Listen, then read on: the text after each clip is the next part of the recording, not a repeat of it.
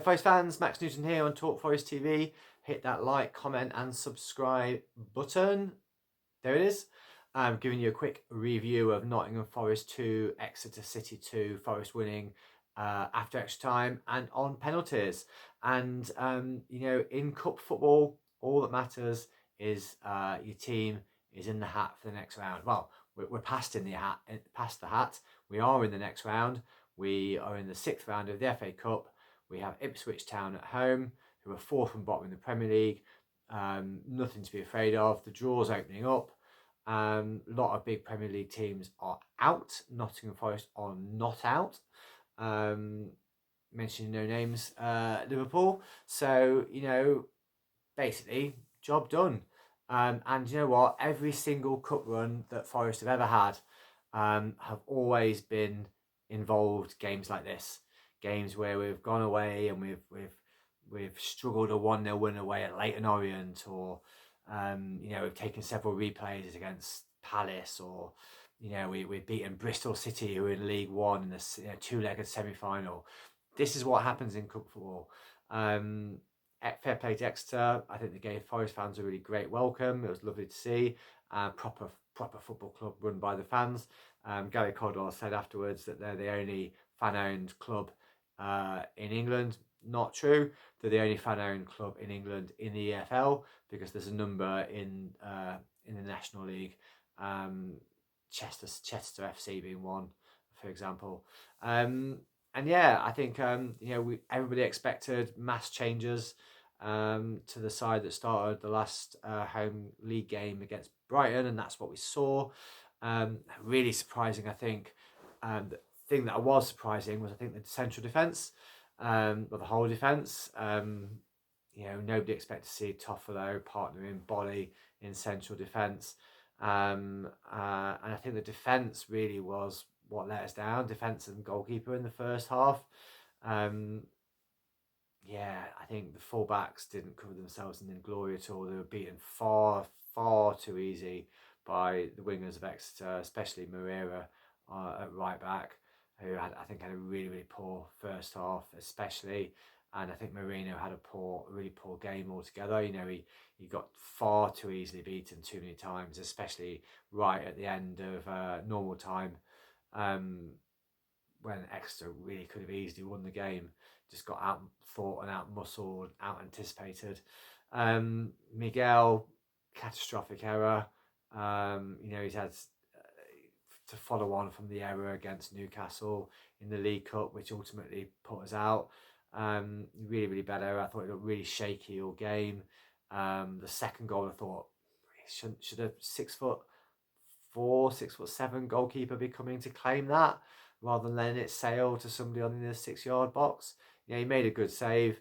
And a goal that quite rightly given to McGuinness after being put down as a body own goal. But I thought after we conceded the first goal, I thought we responded really well. We came back and had a few good chances, and we grew into the game, and we dominated the rest of the half. With the Exeter crowd went quiet. We had all the possession, plenty of chances, 2 really good goals. Great goal from Souza, some good touches, and then shot. Keeper could have done better. Taiwo Wanyi, great goal, edge of the box. 4 or 5 Exeter players around him, turns and bangs it into the bottom corner. Both from excellent balls from Sangare. I thought I had a really, really good first half. I thought faded a little bit into the second half, and the only criticism I'd have of Sangare is that Exeter players around him just looks a bit too quick for him. And he sort of just got beat a few too many times for that. And when he went off, I think we really struggled. And throughout the game, we didn't have anything down the flanks until Morgan Gibbs-White and Elliot Anderson came on. So the fullbacks weren't getting forward, and really the wingers weren't giving us anything down the flanks at all. And that's when most of our best attacking players happened. All of a sudden, the second half, the balls down the middle were just getting cut out. Because they're quite low percentage balls, I think.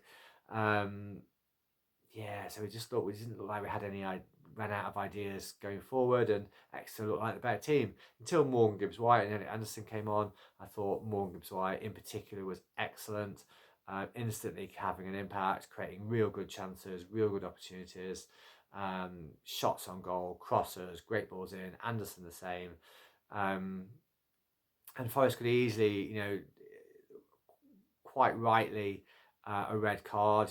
Shades of Paul Gascoigne. The height. People complain about saying that, including my old man, that saying that the Arsenal Lewis Skelly player, that it was a high foot when it was like barely on his ankle.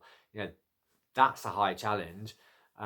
Studs up into the thighs of Morgan Gibbs White at speed as his studs planted into his thigh. That's a red card challenge, not nicking somebody as they run through. Have a word with yourself, Rob. And then I think Exeter did really, really well. Went down to 10 men. They went for it, a bit of a death or glory. But Forest had a lot of pressure, a lot of chances. Jota had a great chance to win it, but equally Exeter had a really good chance where they should have won it, where Marino got done, and they fired wide. Extra time was sort of more the same, more and more Forest pressure, but Exeter looking dangerous on the break. Miguel, was he injured? Did he bottle it?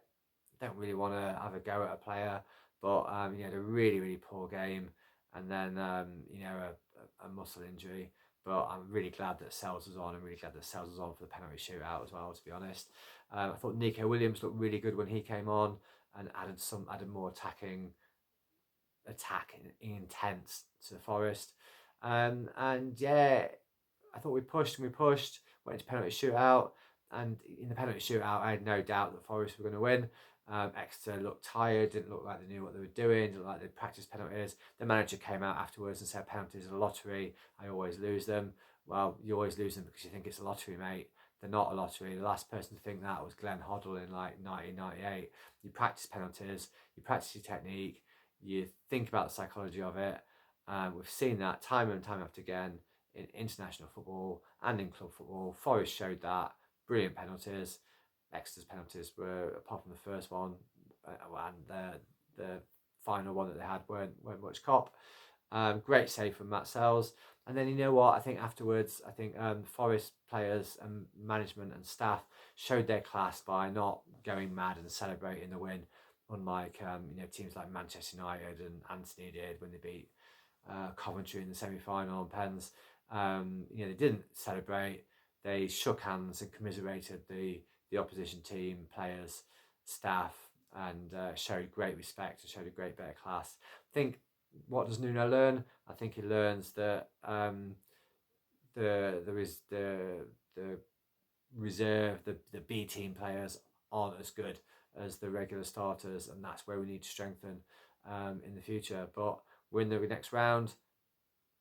Good cup runs always have games like this. Come on, you Reds. Long journey back home. Late one for the Forest fans. Final big shout out to Taiwo.